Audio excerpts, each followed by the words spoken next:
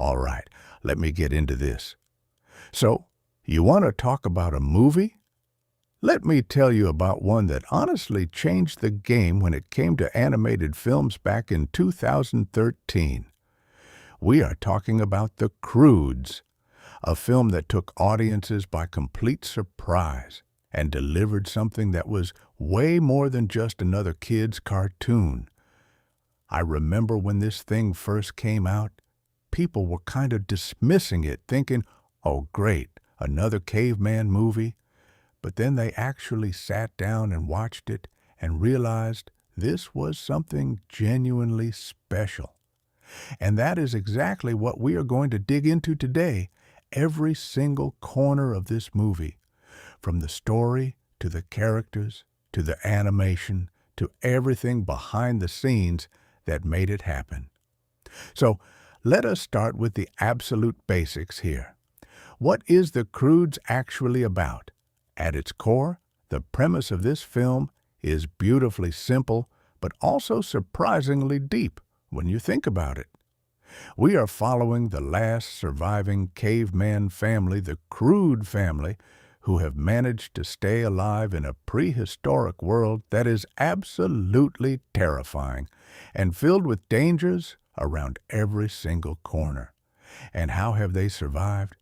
By being afraid of literally everything.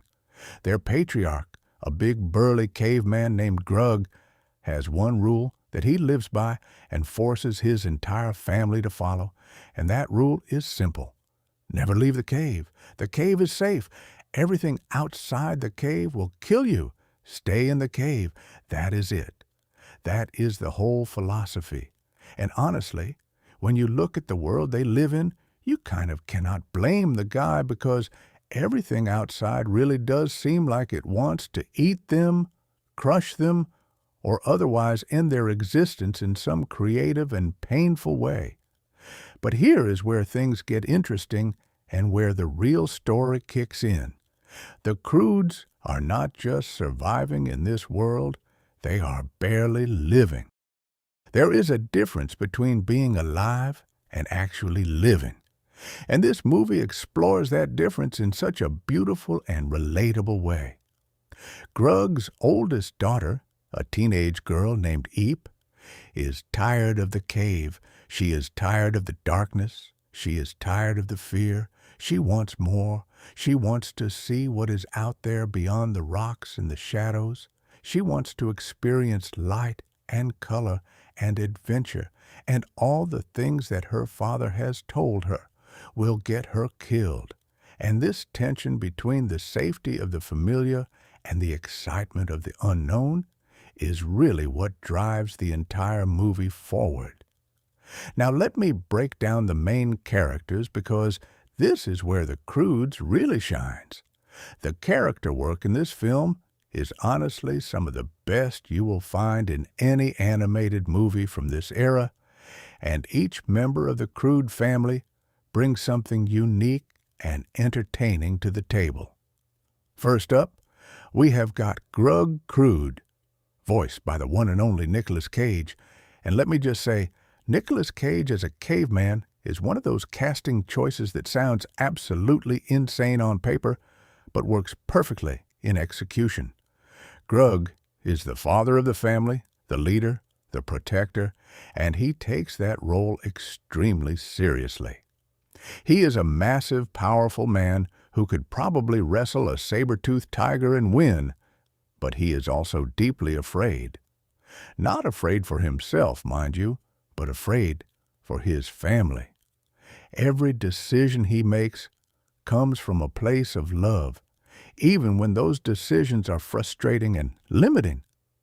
He tells his family scary stories every night about cavemen who tried new things and died horrible deaths, and he genuinely believes that the only way to keep his loved ones safe is to keep them hidden away from the world.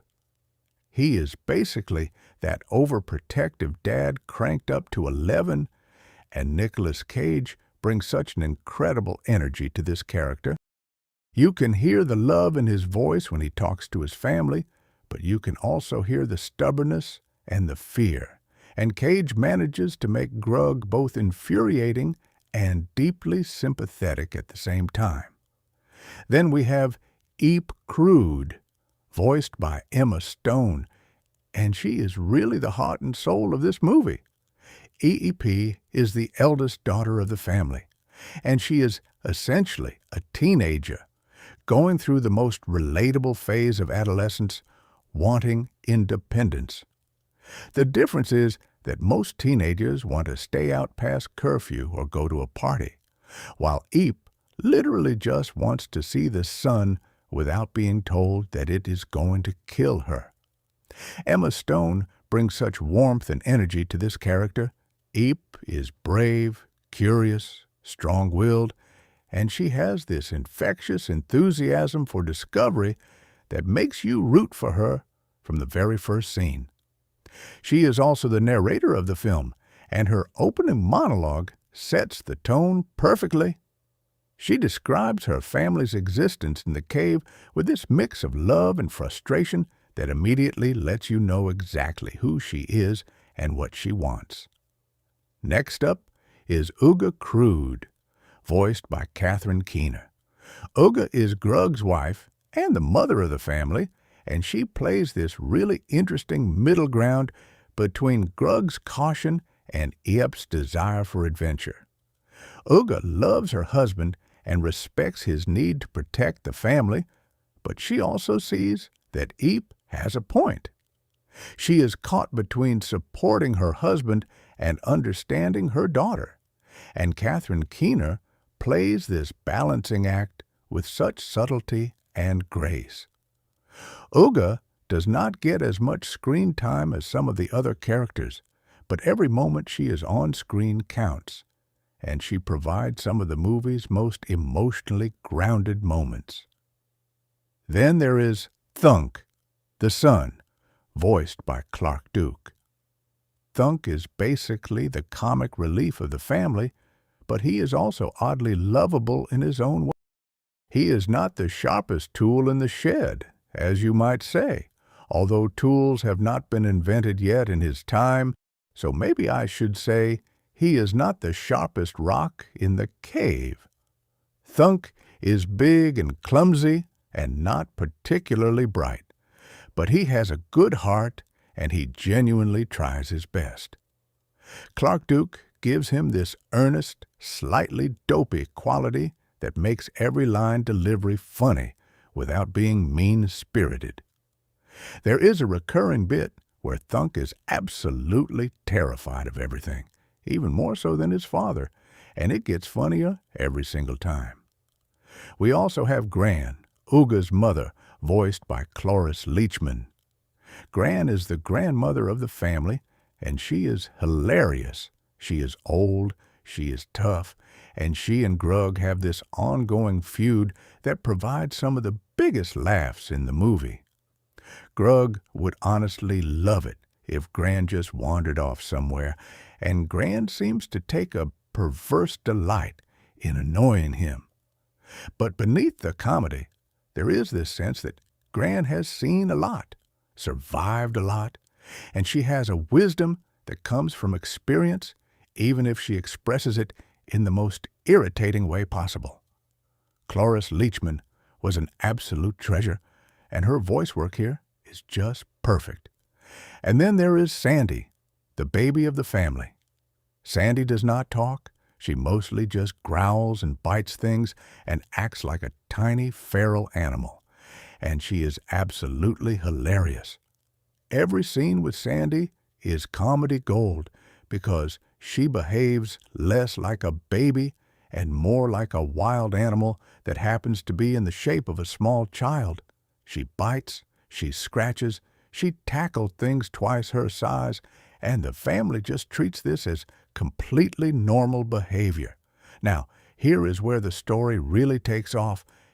Into this dynamic of the overprotective father and the adventurous daughter comes a brand new character who is going to change everything.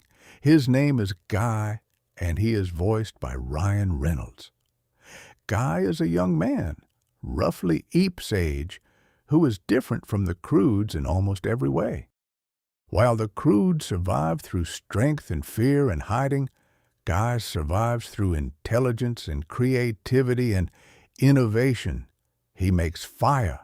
He creates tools. He invents things. He thinks about problems and comes up with solutions instead of just running from them. Guy represents everything that Grug is afraid of, which is change, new ideas, doing things differently. And of course, he also represents everything that Eep has been dreaming of. Guy does not travel alone either. He has a companion, a sloth-like creature named Belt, who literally serves as his belt and also his best friend. Belt is this wonderful little comedic touch, a loyal sidekick who does not say much, but whose expressions and reactions are consistently funny throughout the entire film. The dynamic between Guy and Belt adds this extra layer of warmth to Guy's character. Even though Guy has been alone in the world without a family, he is not truly alone because he has Belt. And that relationship shows us that Guy understands the importance of connection, even if he does not have the traditional family structure that the Croods have. The way Eep and Guy meet is one of the most charming sequences in the film. Eep sneaks out of the cave at night, drawn by a mysterious light, which turns out to be fire, something she has never seen before. She follows the light and discovers Guy, and their initial interaction is this beautiful mix of wonder, confusion, and humor. Eep has never met anyone outside her family before. She does not know how to interact with a stranger. Her first instinct is to grab Guy and bash him around like she would any other creature she encounters, and Guy is absolutely terrified of this wild cave girl who just tackled him out of nowhere, but there is also this instant spark between them, this curiosity that draws them together despite their differences. And Ryan Reynolds and Emma Stone have such fantastic vocal chemistry that you buy into their connection immediately. But Guy does not just bring fire and charm. He brings a warning. The world is ending, or more accurately, the world as the Croods know it is ending. The continent is breaking apart. Earthquakes are devastating, volcanic eruptions are happening, and if the Croods do not move, they are going to die. This is the inciting incident that forces the Croods out of their cave and into the wider world, and it is brilliant storytelling because it removes any choice from the equation. Grug cannot keep his family in the cave because the cave literally collapses around them. They have no choice but to venture out into the unknown, which is exactly what Grug has spent his entire life trying to avoid. And this is where the movie transforms from a simple comedy into something truly spectacular. The world that the Croods discover once they leave their cave is absolutely breathtaking. The filmmakers created this incredible prehistoric landscape that is like nothing you have ever seen before. It is not historically accurate, and it is not trying to be. Instead, it is this fantastical, wildly imaginative vision of a prehistoric world filled with bizarre and beautiful creatures, vibrant colors, and landscapes that look like they were pulled from the most vivid dream you have ever had. There are walking whales, carnivorous flowers, swarms of piranhas that fly through the air like birds, cats that are made out of different animal parts, and plants that glow and pulse with light. It is like the animators sat down and said, what would the most amazing, most creative, most visually stunning prehistoric world look like if we had absolutely no rules? And then they just went for it, and the result is genuinely jaw-dropping. Speaking of the visual style of this film, let me spend some time on that because it really deserves attention. The animation in the Croods is exceptional, even by today's standards, but for 2013, it was absolutely top tier. DreamWorks Animation put an incredible amount of effort into making this world feel alive and immersive. The character designs are stylized but expressive, with each member of the Crood family having a distinct silhouette and personality that comes through in their physical appearance.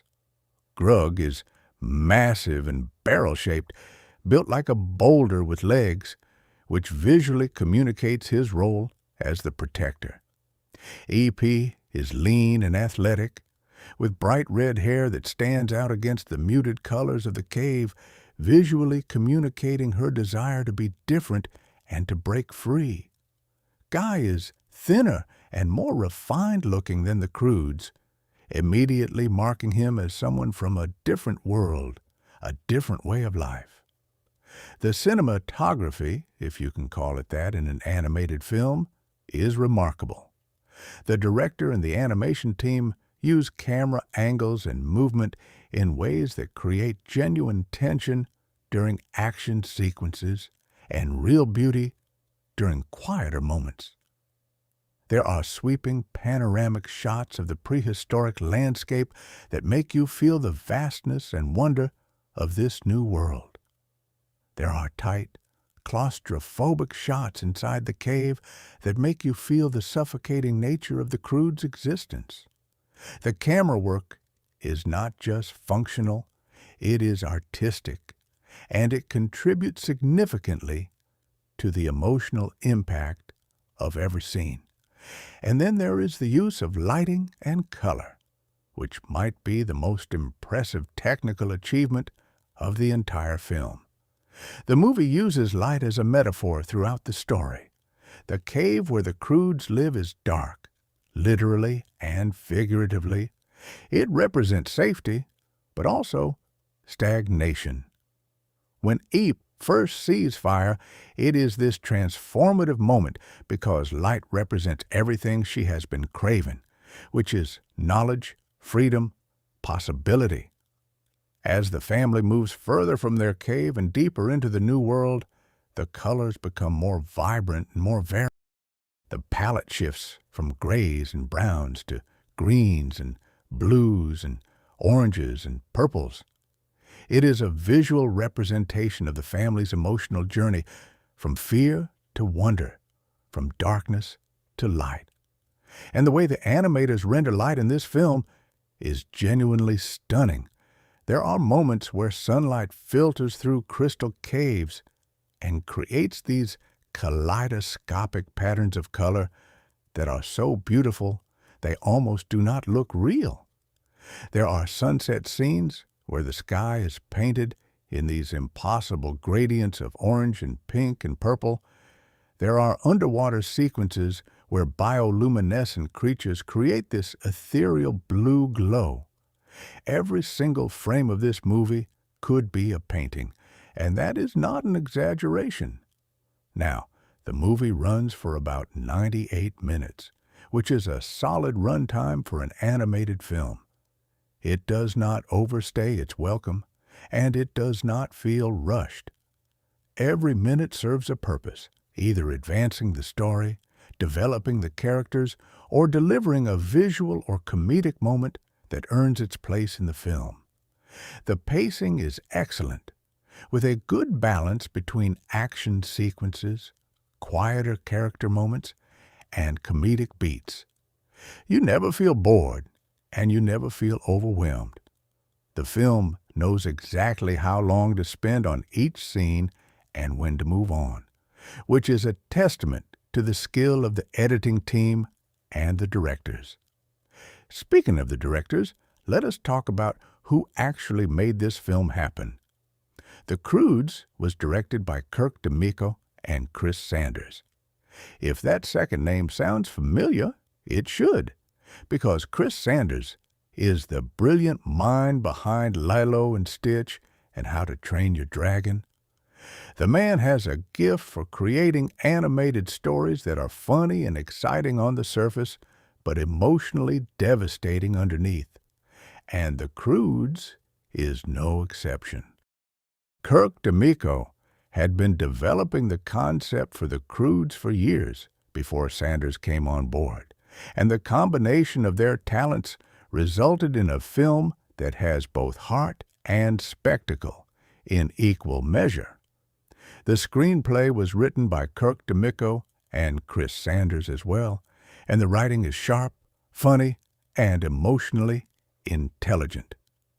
The dialogue feels natural and character-driven, with each member of the Crood family having a distinct voice and speech pattern. Grug speaks in simple declarative sentences because he sees the world in simple terms: safe or dangerous, stay or die. Eep is more articulate and thoughtful, always asking questions, always wondering about the world beyond what she can see. Guy speaks with a vocabulary and complexity that marks him as someone who thinks differently, who approaches the world with curiosity rather than fear. The writing also does an excellent job of balancing humor with emotion. There are genuinely hilarious moments in this film, slapstick comedy that will make kids laugh out loud, and clever wordplay and situational humor that will make adults chuckle. But there are also moments of real emotional weight that hit you right in the chest when you are not expecting it. Now, the story behind how this movie came to exist is actually quite fascinating. The concept for the Croods went through several iterations over many years before it finally reached the screen. Originally, the project was developed at Aardman Animations in partnership with DreamWorks, and it was going to be a very different film. The early concept, which was called Crood Awakening, was more of a straightforward comedy about cavemen dealing with modern problems transported back to prehistoric times. But over time, the project evolved and changed hands, and when Chris Sanders came on board, he brought a much more emotional and adventure-driven approach to the material. Sanders wanted the film to be about family, about the tension between tradition and progress, about a father learning to let go and a daughter learning to find her own way. That thematic depth is what elevates the Croods from a simple animated comedy to something genuinely meaningful. The inspiration for the film came from several sources. The filmmakers have cited classic road movies and adventure films as influences, as well as nature documentaries and paleontological research, although they freely admit they took massive creative liberties with the science. The idea of a family being forced out of their comfort zone and having to navigate an unfamiliar world together was inspired by real family dynamics and the universal experience of change and adaptation. D'Amico has spoken in interviews about how the film reflects the experience of every parent who has to learn to let their children take risks and explore the world, even when every instinct is screaming at them to keep their kids safe. And Sanders has talked about how the relationship between Grug and Eep mirrors the real tensions between parents and teenagers, that push and pull of wanting to be protected and wanting to be free. The producers of the film included Christine Belson and Jane Hartwell, both of whom played crucial roles in shepherding the project through its long and sometimes difficult development process.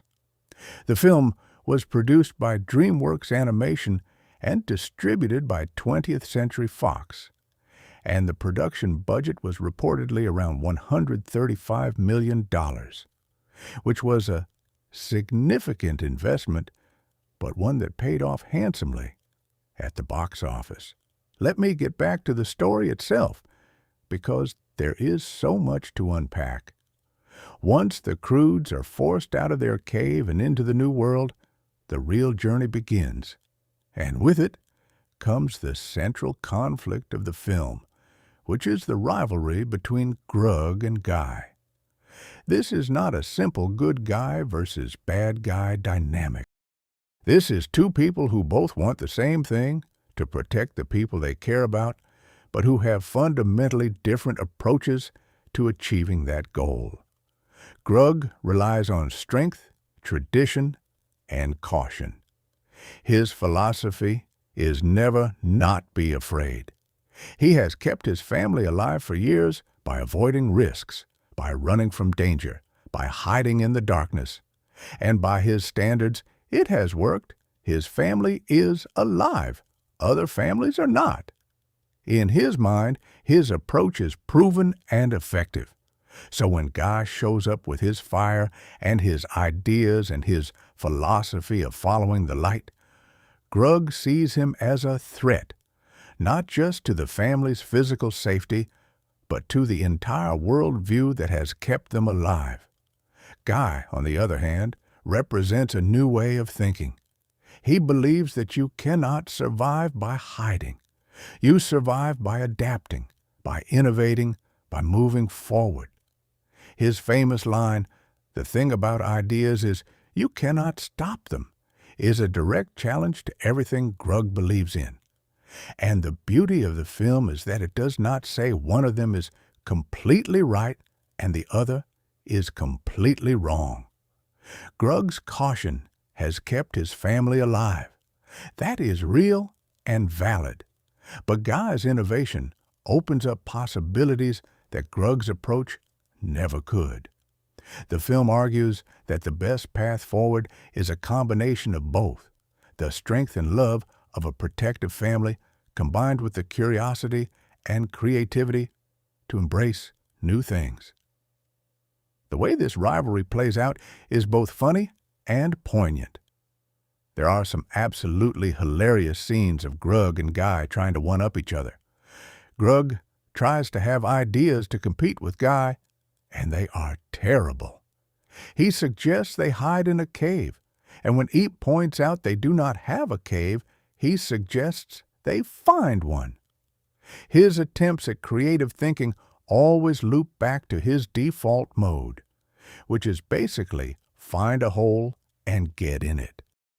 Meanwhile, Guy effortlessly comes up with solutions that are creative and effective, which only makes Grug more frustrated and jealous. There is a wonderful scene where Guy introduces the family to shoes, and they are amazed by this simple innovation, while Grug sulks because he did not think of it first. These comedic moments work because they are rooted in real emotion. Grug is not just being stubborn. He is a father watching his family, especially his daughter, look at another man with admiration and wonder, and he is terrified that he is becoming irrelevant. That is a deeply human fear, and the fact that this movie about cavemen can tap into something that real and that universal is what makes it special. The relationship between Eep and Guy is handled beautifully as well. It is not a typical love story where two characters meet and immediately fall for each other. Instead, it is a gradual connection built on mutual curiosity and respect. Eep is fascinated by Guy because he represents everything she has dreamed about. A world beyond the cave, a life filled with wonder and discovery. Guy is drawn to Eep because she has a courage and vitality that he has never encountered before. She is wild and unpredictable and strong, and he finds that both terrifying and captivating. Their relationship develops naturally over the course of the film, and by the time it reaches its emotional climax, you are fully invested in their connection. But let me emphasize that the most important relationship in this film is not the romance between Eep and Guy. It is the relationship between Eep and Grug. This is ultimately a story about a father and a daughter, and the film treats that relationship with incredible care and depth. EP loves her father, but she is frustrated by his limitations. She wants to explore, to discover, to live, and she feels like her father is holding her back. From her perspective, his fear is a prison that she did not choose and does not deserve. But from Grug's perspective, he is doing the only thing he knows how to do, which is keep his daughter alive. The tragedy of their conflict is that they both come from a place of love, but cannot see past their own perspectives long enough to understand each other. The film reaches its emotional peak in a scene that I am not ashamed to say makes me tear up every single time I watch it. Near the end of the film, the family faces a seemingly impossible obstacle. There is a massive chasm separating them from safety, and there is no way across. The ground behind them is crumbling, and lava and destruction are closing in. It seems like this is the end. And this is the moment where Grug finally has his breakthrough. Instead of relying on strength or fear, he has an idea, a real idea. He uses his knowledge of the world, his physical power, and a newly discovered creativity to launch his family one by one across the chasm to safety. But in doing so, he strands himself on the other side. He sacrifices himself, or so he thinks, to save the people he loves. And in that moment, everything clicks. Grug's love for his family, his willingness to sacrifice everything, and his ability to finally think beyond the cave, all of it comes together in this devastating, beautiful moment. The scene where Grug is alone on the other side of the chasm, believing he is going to die, is heartbreaking. He sits in a cave, surrounded by darkness, and for the first time, he understands what Eep meant about wanting to leave the cave. The cave is not safety. The cave is loneliness and stagnation and death. And he says something along the lines of, "This is a cave. This is not a home. A home is not where you hide. It is where you live. And if you are not crying at this point, you might actually be made of stone." The film has spent its entire runtime building to this moment, and it earns every ounce of emotion it wrings from you. Of course, this is a family movie, so spoiler alert, Grug does survive. He uses his newfound creativity and determination to cross the chasm and reunite with his family, and when he does, the reunion is joyful and cathartic and everything you want it to be. The family is together again, but they are changed. Grug is no longer the fearful, controlling patriarch. He has learned to trust his family, to trust new ideas, and to embrace change. Eep has a new appreciation for her father's love and sacrifice. The whole family has grown and evolved, which is beautifully fitting for a movie about prehistoric people living in a world that is literally evolving around them. Now, beyond the main characters and the central story, the Croods is absolutely packed with memorable moments and details that reward repeat viewings. The creature designs alone deserve an entire discussion. The prehistoric world of the Croods is populated by some of the most creative and entertaining creatures ever put in an animated film. There are the macawnivores, which are basically giant cats with colorful macaw-like plumage. There are the piranhakeets, which are birds that behave like piranhas and attack in swarms. There is the mousefant, a tiny elephant the size of a mouse. There is the crocopup, which is exactly what it sounds like, a crocodilian dog. Each creature is inventive, beautifully designed, and integrated into the story in ways that feel organic rather than gimmicky. One of the most charming creature designs is Chunky, a massive saber-toothed cat-like creature that eventually becomes the family's pet and companion.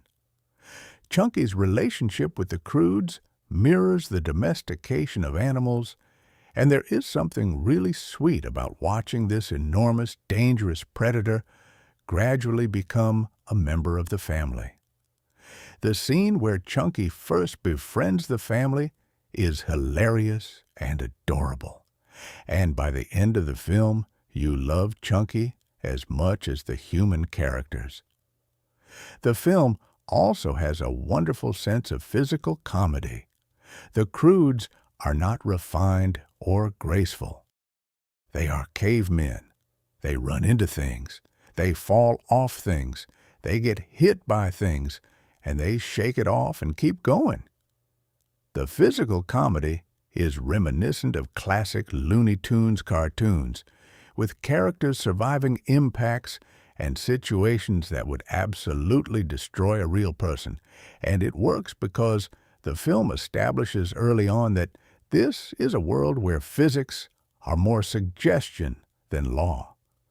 The action sequences are fast-paced, creative, and often hilarious, with the family using their combined strength and newly discovered creativity to overcome obstacles in ways that are as entertaining as they are clever.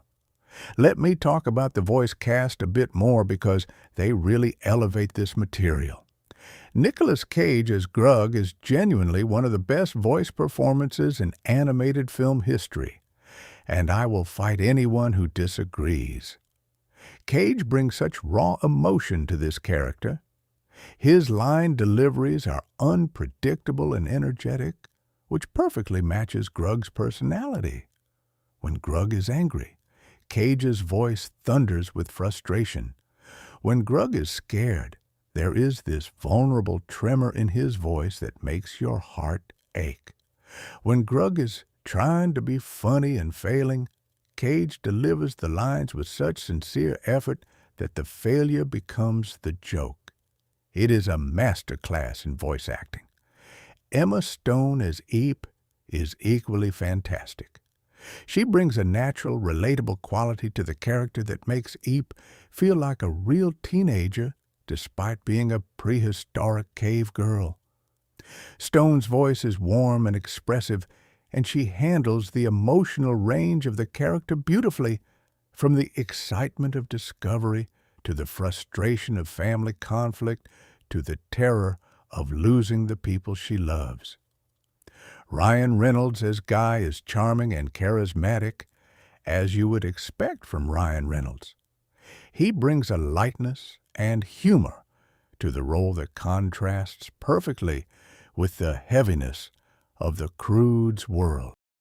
Guy is the character who introduces levity and hope into the story, and Reynolds' natural wit and timing make every line land perfectly. The chemistry between Reynolds and Stone in their vocal performances is palpable, and you completely buy into the growing connection between their characters. Catherine Keener as Uga provides a steady, grounding presence that the film needs. In a movie full of big personalities and bigger conflicts, Uga is the calm center, and Keener plays that role with subtlety and intelligence. Clark Duke as Thunk is consistently funny, bringing a lovable goofiness to a character that could have been one note, but instead becomes genuinely endearing. And Cloris Leachman as Gran is just a delight in every scene, bringing a crotchety energy that provides some of the film's biggest laughs. The ensemble cast works together beautifully, and the interactions between the characters feel genuine and organic. The Crood family bickers and argues and drives each other crazy, but you never doubt for a second that they love each other deeply. That sense of family, chaotic and imperfect and loud, but ultimately bound together by love, is what gives the film its emotional core. Now let me talk about some of the deeper themes and messages in the film because the Croods has more going on beneath the surface than you might initially think. The most obvious theme is the tension between tradition and progress, between the old way of doing things and the new. Grug represents tradition. His philosophy of staying in the cave, of following the rules that have kept the family alive, is essentially a conservative approach to life.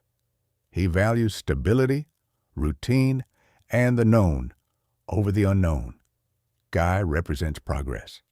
His philosophy of following the light, of embracing new ideas and new approaches, is essentially a progressive approach. He values innovation, exploration, and the potential of the unknown. The film does something really smart with this theme by not making either perspective entirely right or entirely wrong. Grug's caution has genuine value. His family has survived precisely because of his careful, risk-averse approach. The other caveman families did not survive, and Grug's stories about their demise, while played for laughs, carry a real warning.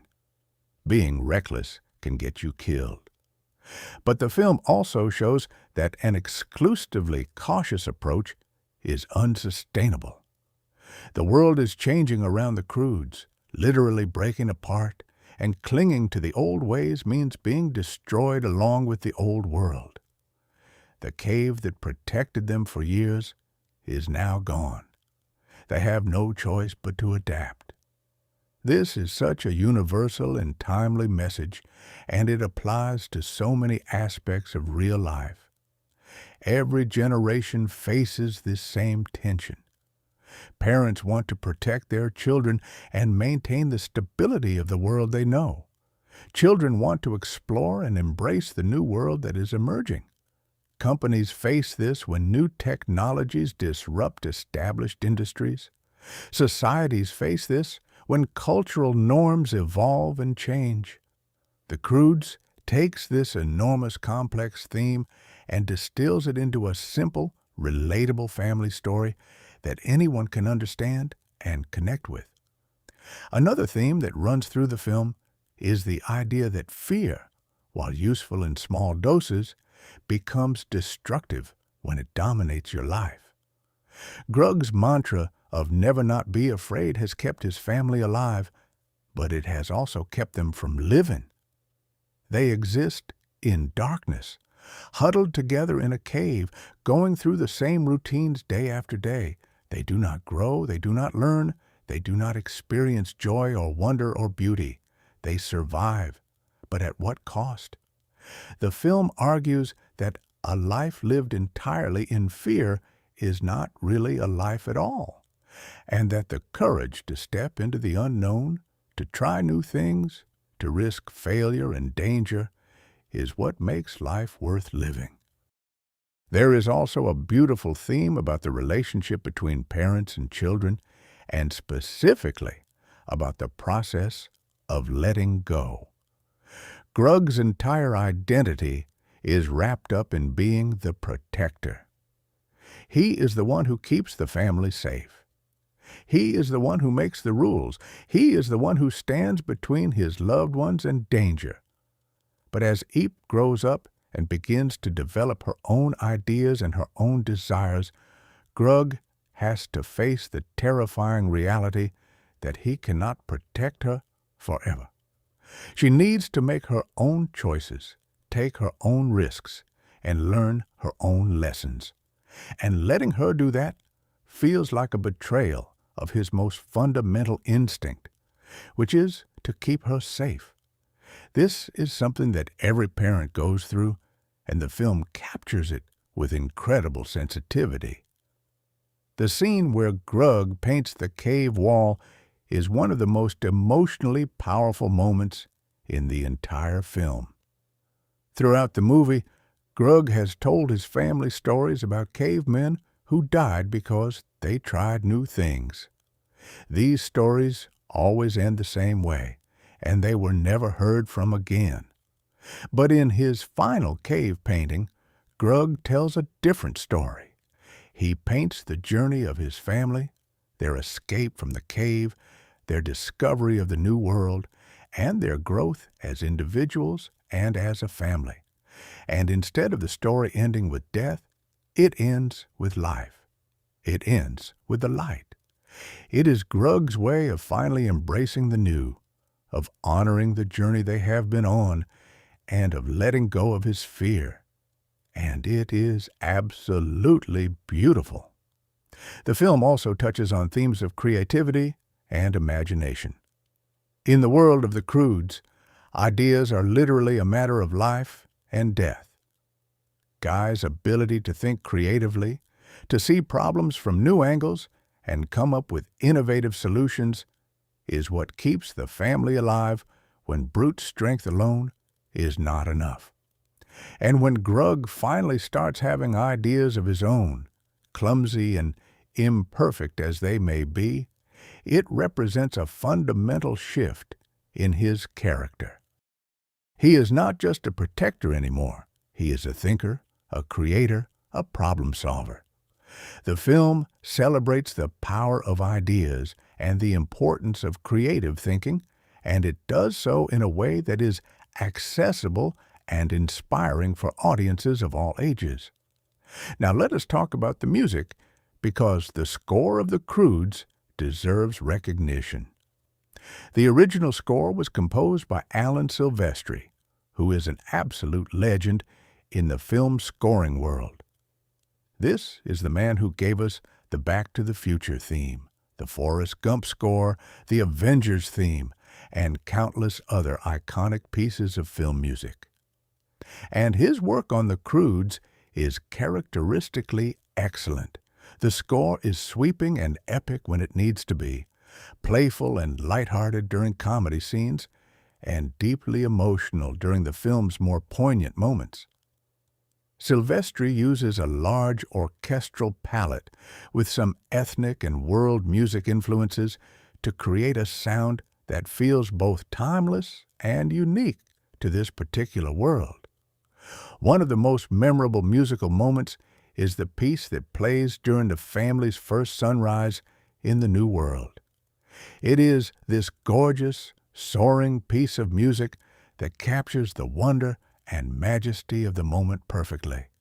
The Croods have spent their lives in darkness, and now they are seeing the world in full light for the first time, and Silvestri's music makes you feel that wonder right along with them. It is the kind of music that gives you goosebumps and makes your eyes water, and it is a perfect example of how a great score can elevate a scene from good to unforgettable. There is also a song called Shine Your Way, performed by Owl City and Una, that plays during the end credits.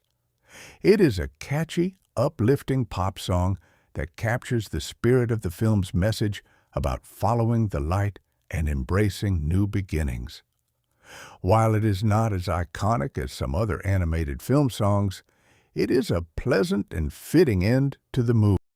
Let me address the question of how the Croods was received, because its reception was honestly better than many people expected. When the film was first announced, there was some skepticism.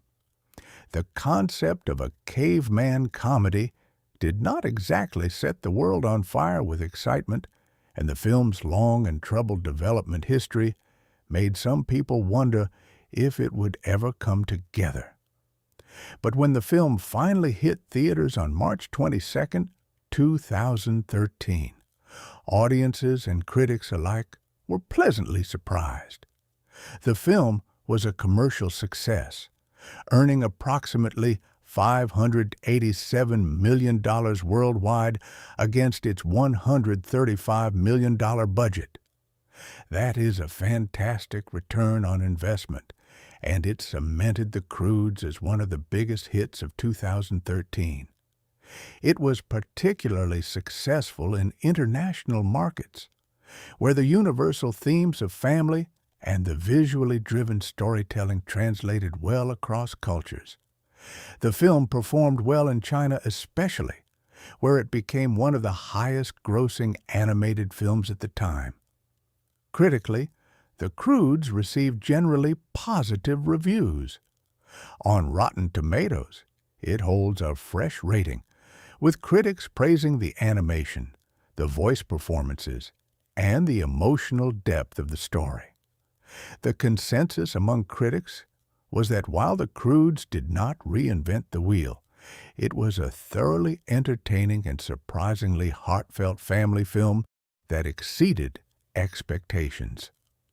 Some critics noted that the plot was somewhat predictable, following familiar animated film beats, but most agreed that the execution was strong enough to overcome any narrative shortcomings. So, what are the strengths of the film? There are plenty. First and foremost, the animation is absolutely gorgeous. As I discussed earlier, the visual world of the Croods is one of the most creative and beautiful in animated film history.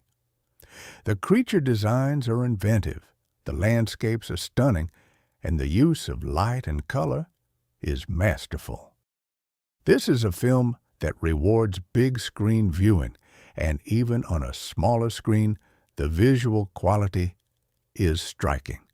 The voice performances are another major strength. Nicolas Cage, Emma Stone, Ryan Reynolds, and the rest of the cast bring their A-game, delivering performances that are funny, emotional, and completely committed to the material. The characters feel alive and real despite being computer-generated cavemen, and that is a testament to the skill of the actors and the quality of the writing. The emotional depth of the story is perhaps the film's greatest strength.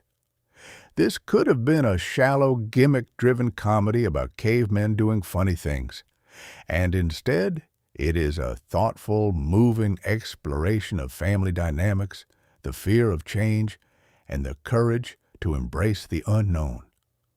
The relationship between Grug and Eep is genuinely affecting, and the film's climax delivers an emotional punch that rivals anything in Pixar's best work. I know that is a bold statement, but I stand by it. The scene with Grug on the other side of the chasm is devastating, and it earns its emotion through careful character development and storytelling rather than cheap manipulation. The humor is also a significant strength. The Croods is consistently funny, with a variety of comedic styles that ensure there is something for everyone. The physical comedy is energetic and creative. The dialogue is sharp and witty, and the character-based humor is rooted in the relationships and personalities that the film so carefully establishes. The film never sacrifices character for comedy or comedy for character, maintaining a perfect balance throughout. Now, are there weaknesses? Sure. No film is perfect, and The Croods has some areas where it could be stronger. Some critics felt that the middle section of the film sagged slightly, with the journey through the new world becoming somewhat episodic. There is a stretch where the family encounters one set of obstacles after another, and while each individual sequence is entertaining, the overall structure can feel a bit repetitive if you're looking for a tightly plotted narrative. Another potential weakness is that some of the supporting characters do not get as much development as they deserve. Uga, Thunk, and Gran are all entertaining, but they are somewhat overshadowed by the central dynamic between Grug, Eep, and Guy. The film could have given these characters more individual arcs and development, and it occasionally feels like they are just along for the ride while the main characters do the heavy emotional lifting. Some viewers might also feel that Guy is a bit too perfect as a character. He always has the right answer, he always has a clever solution, and he rarely makes mistakes. This can make him feel slightly less three-dimensional than Grug and Aep, who are both flawed and complex in interesting ways. The film addresses this somewhat by giving Guy a backstory involving the loss of his family, which adds depth to his character, but it could have explored his vulnerabilities more fully. Additionally, while the film's themes are universal and resonant, they are also somewhat familiar. The story of a protective father learning to let go of his daughter, or a family learning to embrace change, has been told many times before in various forms. The Croods does not necessarily bring a revolutionary new perspective to these themes, but it does execute them with such skill and heart that the familiarity rarely feels like a problem. Despite these minor weaknesses, The Croods is absolutely a film I would recommend to pretty much anyone. If you are a fan of animated films, this is a must-watch for its stunning visuals and creative world-building alone. If you are a parent, the relationship between Grug and Aep will hit you right in the feels in the most wonderful and painful way. If you are a teenager or young adult, Aep's desire for independence and discovery will resonate with you on a deep level. And if you just want to be entertained for an hour and a half, the humor and action in this film will not disappoint. The film works on multiple levels, which is the hallmark of truly great family entertainment. Kids will enjoy the colorful creatures, the physical comedy, and the adventure. Adults will appreciate the thematic depth, the voice performances, and the emotional resonance. And everyone will be wowed by the animation, which is some of the best work DreamWorks has ever produced. It is also worth noting that The Croods spawned a franchise. A sequel, The Croods: A New Age, was released in 2020, and there is also a television series, Dawn of the Croods, which aired on Netflix and Hulu. The fact that the franchise has continued is a testament to the strength of the original film and the enduring appeal of these characters. But let me come back to what makes the original Croods special, because even with a sequel and a TV show, the first film has a magic that is uniquely its own. It is a film about beginnings, about the first steps into a new world, about the terrifying and exhilarating experience of leaving behind everything you know and venturing into the unknown. And it captures that experience with such joy and wonder and emotional truth that it stays with you long after the credits roll. You know what I love most about this movie? It is not the beautiful animation, although that is incredible. It is not the hilarious comedy, although that is top-notch. It is not even the voice acting, although it is uniformly excellent. What I love most is the message at the heart of the film, which is that the future is not something to be afraid of. Change is not the enemy. The unknown is not a threat. It is an invitation. It is an opportunity. And the bravest thing you can do is not to hide from it, but to step into it with the people you love and see what happens. That message is communicated through every aspect of the film, from the story to the visuals to the music to the performances. It is woven into the fabric of the movie so thoroughly that you absorb it almost without realizing it.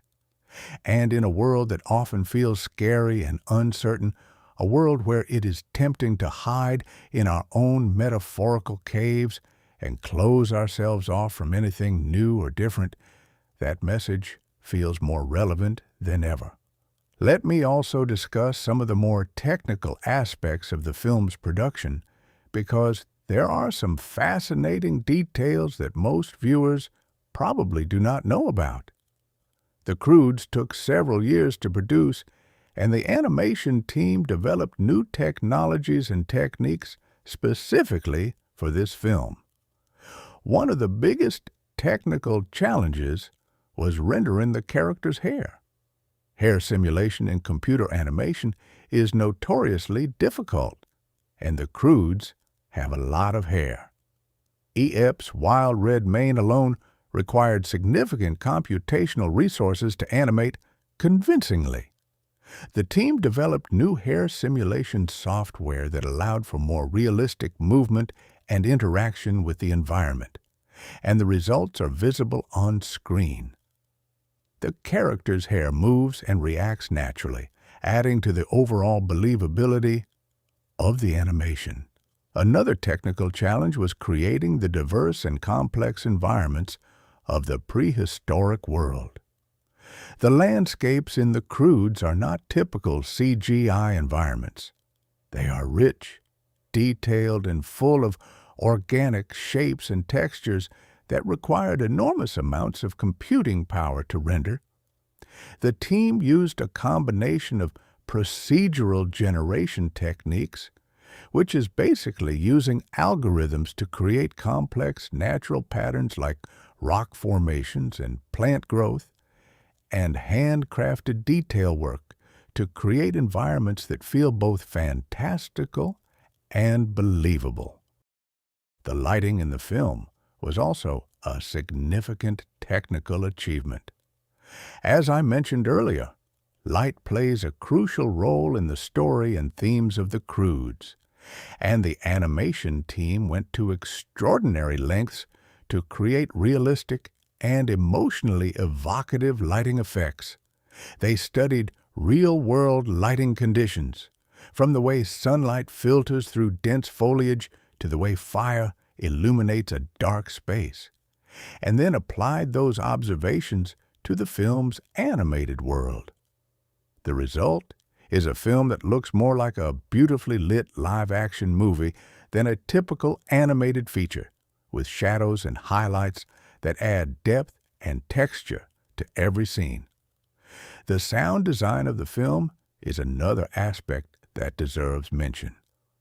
The prehistoric world of the Croods is full of sounds, from the calls of the fantastical creatures to the rumble of the earth breaking apart. The sound design team created a rich and immersive audio landscape that brings the world to life in ways that complement the visual storytelling. Each creature has its own unique vocalizations, and the environmental sounds, like the crackle of fire, the rush of water, and the deep groaning of tectonic activity, add to the sense of a living, breathing world. Now, I want to touch on something that I think often gets overlooked in discussions about the Croods, which is its cultural impact and significance. While the Croods may not have the cultural footprint of a Frozen or a Toy Story, it has made a meaningful impact in several ways. First, it demonstrated that DreamWorks Animation could create emotionally resonant, character-driven stories that rivaled Pixar's output. At a time when DreamWorks was often seen as the less prestigious sibling to Pixar, the Croods proved that the studio was capable of real emotional depth and artistic ambition. Second, the film contributed to a broader conversation about the role of family films in exploring complex themes. The Croods tackles change, fear, parenthood, independence, and the passage of time in ways that are accessible to children but meaningful to adults. It showed that animated family films do not have to be simplistic or shallow, and that audiences of all ages appreciate stories that challenge them emotionally and intellectually. Third, the film's success helped establish Emma Stone and Ryan Reynolds as bankable voice talents in the animation space. Both actors went on to have successful careers in voice acting, and their work in The Croods was a significant stepping stone in that direction. let me also address what the Croods means in the broader context of animated film history. The early 2000s were a fascinating time for animated films. Pixar was still dominant, but was releasing sequels and prequels rather than original properties. Disney was in the midst of its renaissance, with films like Tangled and Frozen, and studios like DreamWorks, Illumination, and Blue Sky were all competing for audience attention. In this crowded landscape, the Croods carved out its own niche by offering something different from what anyone else was doing. It was not a fairy tale adaptation, it was not a sequel, and it was not based on existing intellectual property. It was an original story, with original characters set in a world that had never been seen before, and it succeeded on the strength of its creativity and heart. The film's success also highlighted the growing importance of international markets for animated films. As I mentioned earlier, the Croods performed exceptionally well overseas, particularly in China.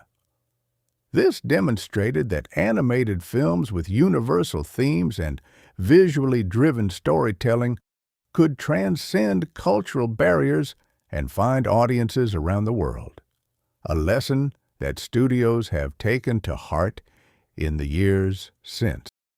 Now, let me circle back to the characters one more time because I want to talk about something that I think is really important, which is how the film handles its female characters.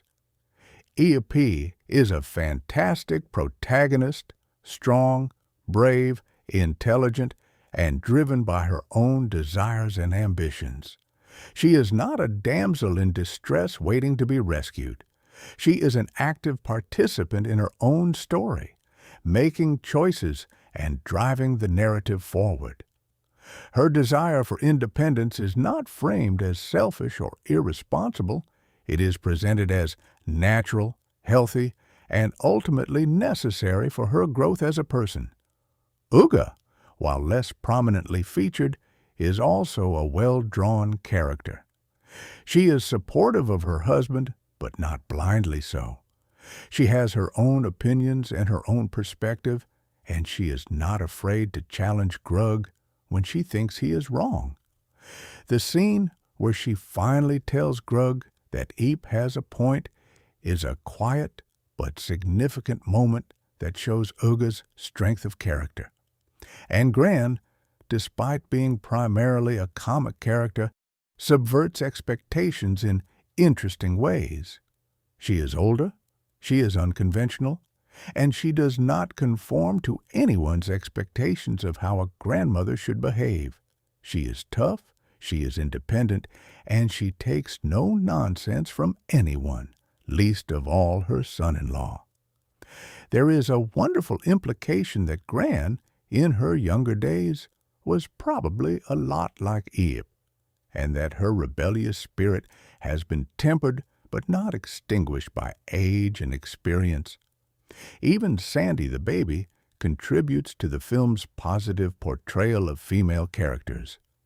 She may not speak, but she is fierce and capable in her own right, holding her own in situations that would overwhelm most adults. The film does not make a big deal about the fact that many of its strongest characters are female. It simply presents them as they are, without fanfare or self-congratulation, and that matter-of-fact approach is refreshing and effective. I also want to discuss the film's approach to the concept of home, because it is a central theme that ties everything together. At the beginning of the film, home is the cave. It is small, dark, and confining, but it is safe. As the family journeys through the new world, they are essentially homeless, and this lack of a physical home forces them to reconsider what home actually means. Is it a place? Is it a structure? Or is it something else entirely? The film answers this question beautifully in its final act. Home is not a cave. Home is not a place at all. Home is the people you love. Home is where you feel safe enough to be yourself, to take risks, to grow, and to change. The Croods find their new home at the end of the film, and it is not a cave. It is an open space filled with light and color and life, a place where they can see the sky and feel the sun and explore the world around them. It is a physical representation of their emotional journey from darkness to light, from fear to courage, from hiding to living. This redefinition of home resonates deeply because it reflects a truth that most people recognize intuitively but do not always articulate. We all crave security and stability, but the safest place is not always the best place. Sometimes, the place that feels most like home is the place where you are free to be who you truly are, even if it is unfamiliar and uncertain. The Croods captures this truth with elegance and warmth, and it is one of the reasons the film stays with you long after you have finished watching it. Let me spend a moment on the film's pacing and structure because these elements are crucial to its success. The film follows a classic three-act structure, with the first act establishing the world, the characters, and the central conflict. The second act taking the characters on their journey and developing the relationships and themes, and the third act bringing everything to a dramatic and emotional climax. Within this structure, the film moves at a brisk pace, never lingering too long on any one scene or sequence, but also not rushing through important character moments. The opening sequence is particularly effective. In just a few minutes, the film establishes who the Croods are, what their world is like, and what the central conflict will be. The opening narration by Eep sets the tone perfectly, combining humor and pathos in equal measure. The sequence where the family hunts for food is a brilliantly choreographed set piece that showcases each character's personality and abilities while also being hilarious and exciting. It is a masterclass in efficient, engaging storytelling, and it hooks you immediately. The second act is where the film takes its biggest creative risks, and for the most part, they pay off. The journey through the new world is structured as a series of encounters with different environments and creatures, each of which presents a new challenge and opportunity for character development. Some of these sequences are purely comedic, like the tar pit scene or the scene where the family encounters a field of snarling plants. Others are more dramatic, like the sunset scene where the family sees the full beauty of the world for the first time. And some are a mix of both, like the sequence in the Crystal Cave where the stunning visuals are undercut by slapstick comedy. This variety keeps the second act feeling fresh and unpredictable, even if the overall trajectory of the story is somewhat familiar. The third act is where the film brings all its emotional threads together, and it is devastating in the best possible way. The climax is both exciting and heartbreaking, with real stakes and real consequences that make you genuinely worried about the characters' fates. The resolution is satisfying without being too neat or convenient, and it provides a sense of closure while also suggesting that the Croods' journey is far from over. Now, I want to address something that some viewers might wonder about, which is whether the Croods is appropriate for younger children. The short answer is yes, it is a family film rated PG, and there is nothing in it that would be inappropriate for most children. However, there are some scenes that might be intense for very young viewers. The sequences where the world is breaking apart, with earthquakes, volcanic eruptions, and collapsing landscapes, can be quite dramatic and might frighten sensitive children. There are also some predatory creatures that could be scary, although they are generally played for comedy rather than genuine horror. And the emotional scenes, particularly the climax, where Grug is separated from his family, might be upsetting for children who are sensitive to themes of parental separation or loss. But overall, The Croods is a film that families can and should watch together. It provides opportunities for parents and children to talk about important topics like change, fear, family, and the importance of trying new things. And the humor and spectacle are more than enough to keep younger viewers engaged and entertained throughout. Let me also mention the film's use of prehistoric and evolutionary themes as a metaphor for personal growth. This is something that the filmmakers clearly put a lot of thought into, and it adds an extra layer of meaning to the story. The Croods are literally prehistoric people stuck in an earlier stage of human development. They have not yet discovered fire, tools, or agriculture. They live by instinct and brute strength. Guy, who has fire and tools and ideas, represents the next stage of development. He is, quite literally, more evolved. The journey of the Crood family through the film mirrors the broader journey of human evolution. They go from hiding in caves to exploring the world. They go from relying on strength to relying on intelligence. They go from fearing the unknown to embracing it. And by the end of the film, they have made an evolutionary leap, not in the biological sense, but in the cognitive and emotional sense. They are not the same cavemen they were at the beginning. They have grown, adapted, and evolved, and they are better for it. This metaphor works beautifully because it operates on both a macro and micro level. On the macro level, it tells a story about human progress and the importance of innovation and change. On the micro level, it tells a story about personal growth and the courage to become something more than what you were. Every member of the Crood family undergoes their own version of this evolution. Grug evolves from a fearful protector to a creative thinker. Eep evolves from a restless teenager to a confident young woman. Even Thunk evolves, forming a relationship with a creature that challenges his fearful nature and opens him up to new experiences.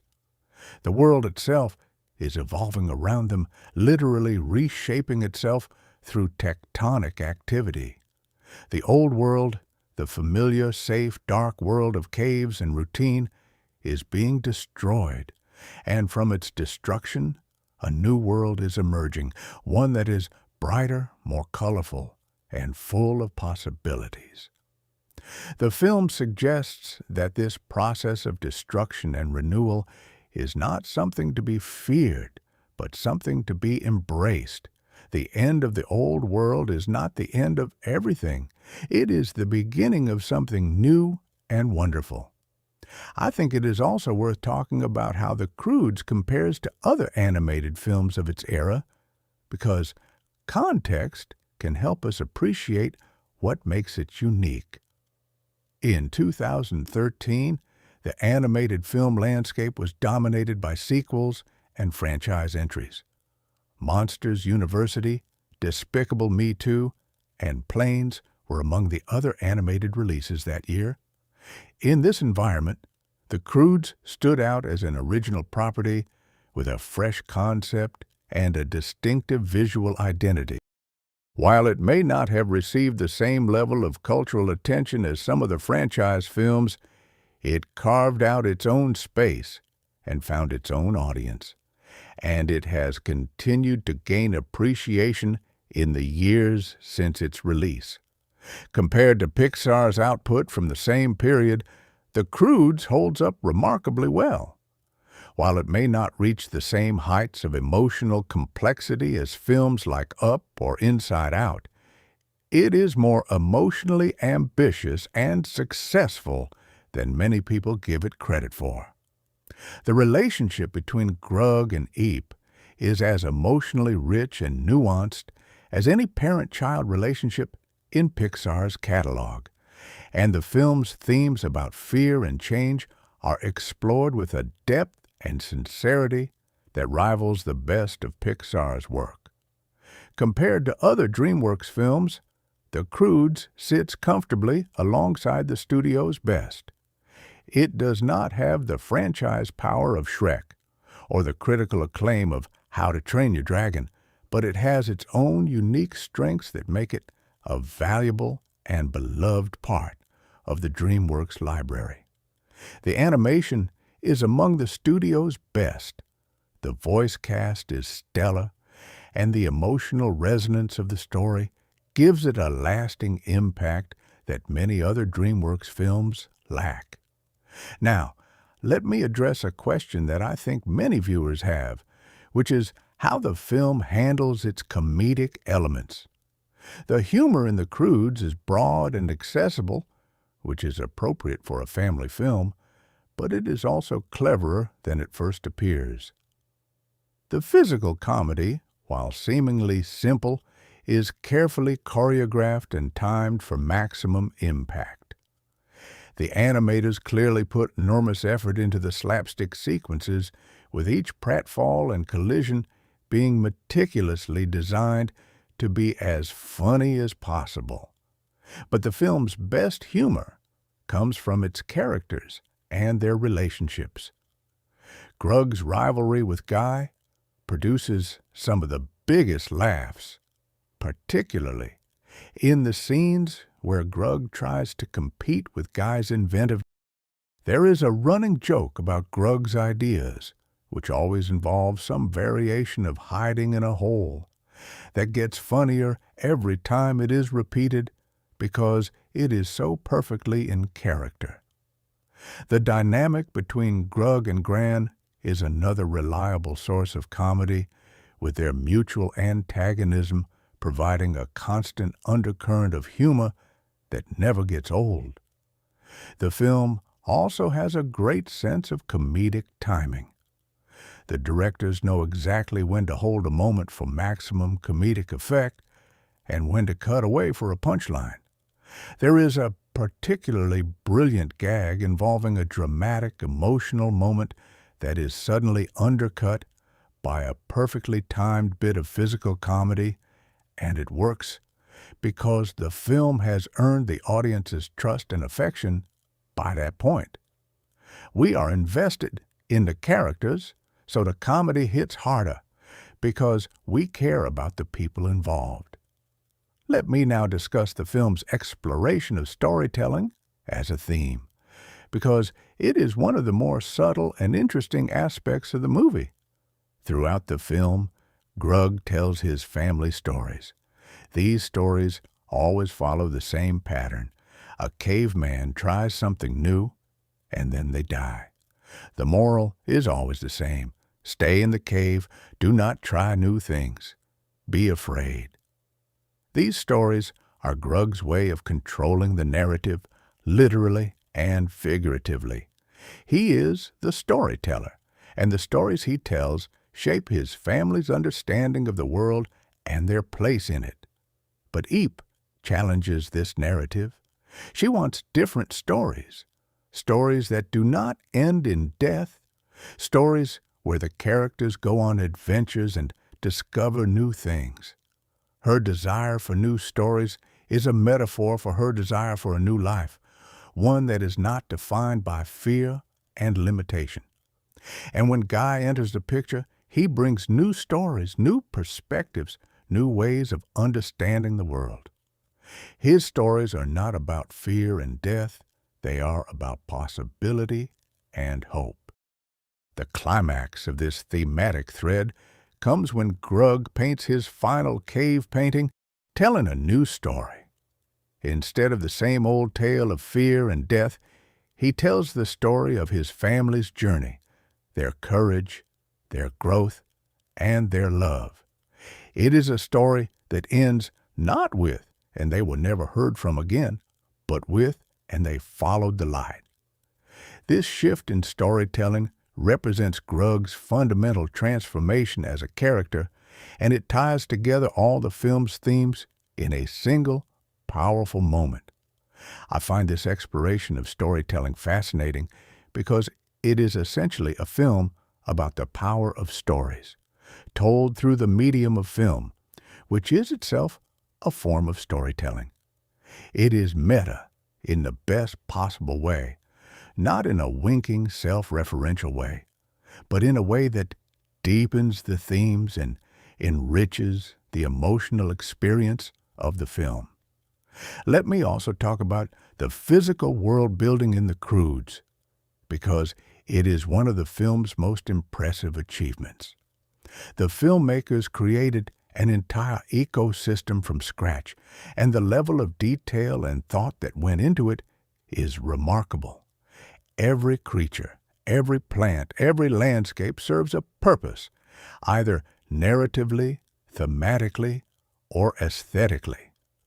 The world is designed to feel alive and interconnected, with creatures that have clear ecological relationships and environments that follow their own internal logic, even if that logic is fantastical. The creature designs deserve special attention because they are so inventive and varied. The filmmakers drew inspiration from real-world animals, but combined and exaggerated features to create something entirely new. The carnivores, as I mentioned, combine the body of a big cat with the plumage of a macaw, creating a visually striking predator that is both beautiful and terrifying. The land whales are massive creatures that move through the landscape like whales swim through the ocean, creating a sense of scale and wonder. The piranhakeets take the familiar concept of piranhas and translate it into the air, creating a unique and memorable threat. Each creature also serves a narrative function. The carnivore that the family encounters early in their journey serves as a catalyst for an important character moment. The gentle mousefant provides a moment of tenderness and connection. The various predators and dangers they encounter along the way force the family to work together and adapt, driving the story forward and facilitating character growth. The landscapes are equally impressive. The family moves through a variety of environments over the course of the film, from barren, rocky wastelands to lush, colorful forests, to underground crystal caves to open, sunlit plains. Each environment has its own color palette, its own lighting, and its own mood, and the transitions between them are seamless and natural. The variety of environments keeps the visual experience fresh and exciting, and each new location feels like a discovery for the audience as much as for the characters. Now, I want to take a step back and talk about why The Croods has endured as a beloved film despite not having the same cultural prominence as some other animated features. I think the answer lies in its universality. The Croods tells a story that is fundamentally human, even though its characters are prehistoric. The fear of change, the desire for independence, the tension between parents and children, the courage to step into the unknown, these are experiences that everyone can relate to regardless of age, culture, or background. The film does not rely on pop culture references or contemporary humor that might date it. Instead, it tells a timeless story in a timeless setting, and that gives it a longevity that many other animated films lack. The film also benefits from being rewatched. Because of its visual richness, there are details and moments that you might miss on the first viewing, but catch on the second or third. The creature designs are so varied and imaginative that you notice new things every time you watch. The emotional beats land harder on repeat viewings because you understand the full arc of the characters and appreciate the setup and payoff more fully. And the humor remains fresh because it is rooted in character rather than in topical references that lose their relevance over time. I also think the Croods benefits from a kind of underdog status because it is not as widely discussed or celebrated as some other animated films. Discovering it or recommending it to others feels like sharing a secret.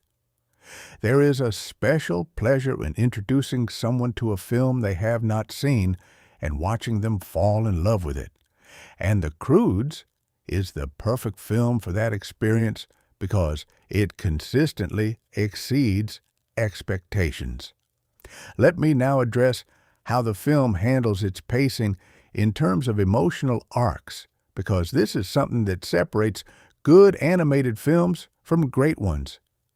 The emotional journey of the Croods is carefully calibrated to build gradually toward the climax.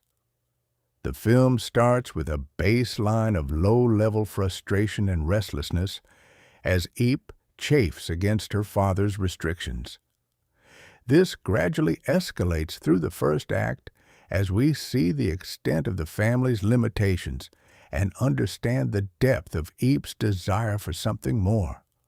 When the cave is destroyed and the family is thrust into the new world, the emotional register shifts from frustration to a mix of fear and wonder. The family is terrified of the unknown, but also, tentatively, beginning to experience joy and amazement at the world around them. This creates a complex emotional experience for the viewer as we simultaneously feel the characters' fear and excitement. As the second act progresses, the rivalry between Grug and Guy introduces new emotional tension. We feel Grug's jealousy and insecurity, Eep's conflicted loyalties, and the family's growing pains as they are forced to adapt to a new dynamic. The emotional stakes increase steadily, scene by scene, with each new conflict and revelation adding to the overall emotional weight. By the time we reach the third act, the emotional tension is at its peak. The family is in genuine danger, the relationships between the characters are strained, and the stakes could not be higher. The climax releases all this built-up emotion in a rush of drama, sacrifice, and catharsis. And the resolution brings a sense of peace and fulfillment that is deeply satisfying us because we have earned it through the emotional journey of the preceding 90 minutes. This careful management of emotional pacing is one of the things that makes The Croods such an effective piece of storytelling. The film never rushes its emotional beats, and it never manufactures emotion artificially. Every tear, every laugh, every moment of tension is the natural result of character and story working together in harmony. I also want to talk about the film's handling of the concept of survival versus living, because this dichotomy is central to the story and is handled with impressive nuance. At the beginning of the film, the Croods are survivors. They eat, they sleep, they hide, and they avoid danger. That is their existence. But the film asks a provocative question. Is that really living? Can you call it a life if you never experience beauty, joy, discovery, or connection with the world around you? The answer, according to the film, is no. Survival is necessary, but it is not sufficient. Life is about more than just not dying. It is about experiencing the full range of what the world has to offer, the beauty and the danger, the joy and the pain, the familiar and the unknown. The Croods survive by hiding in their cave, but they start living when they step outside of it. This message is communicated not just through dialogue and character development, but through the very structure and presentation of the film.